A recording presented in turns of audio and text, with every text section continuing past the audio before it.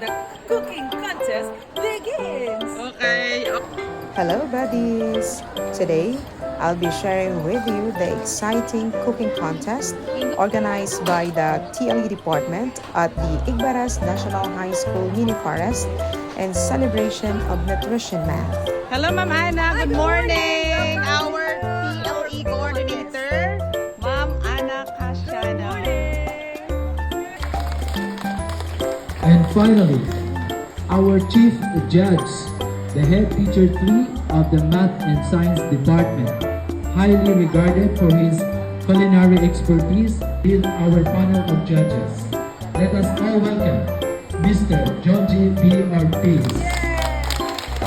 Let's give the judges a big round of applause. Thank you so much, sir. Yes, of course. Let me read to you the cooking contest mechanics and guidelines and criteria. So, only grade 10 to grade 12 students in Igbaras National High School are eligible to join. Number 2, 3 members each group and 1 group per grade level starting from grade 10 to grade 12. Number 3, ingredients and cooking tools and equipment will be provided by the facilitators. 4, participants must prepare only one menu, which is pinakbet. Go. Let the cooking contest begins! Okay. Okay, start na.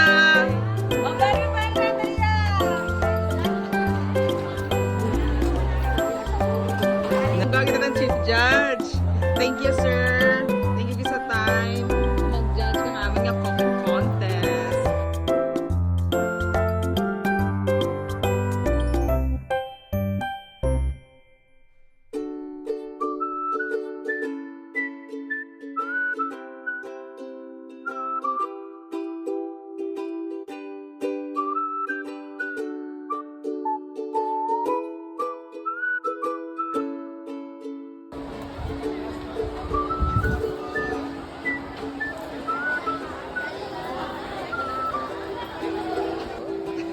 Anong ambal ka regional winner kang skirting?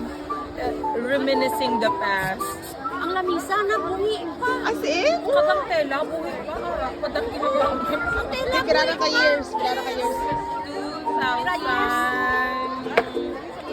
2007.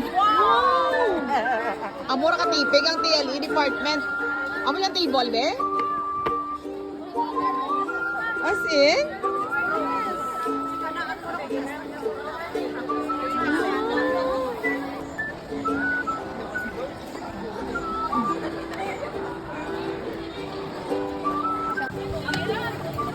Hello! Wala ka cute ka namin ito handa mo. Anong inuun nyo gani? Pinakbet. Put kang ano, ginamos!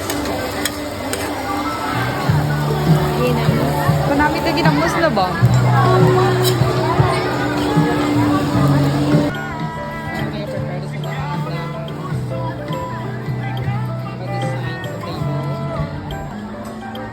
Anong tadya kay isundon, tadyang anda nga lemongrass with lemon. Ano yung juice?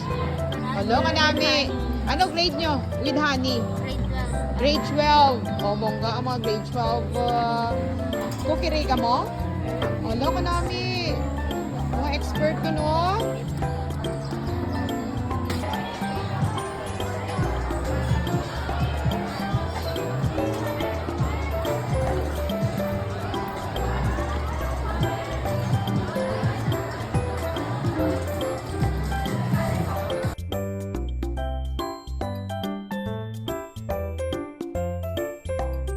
These are the final outputs of our contestants. The winners will be announced during the Nutrition Math closing program at the end of the math. Thank you and see you in the next video.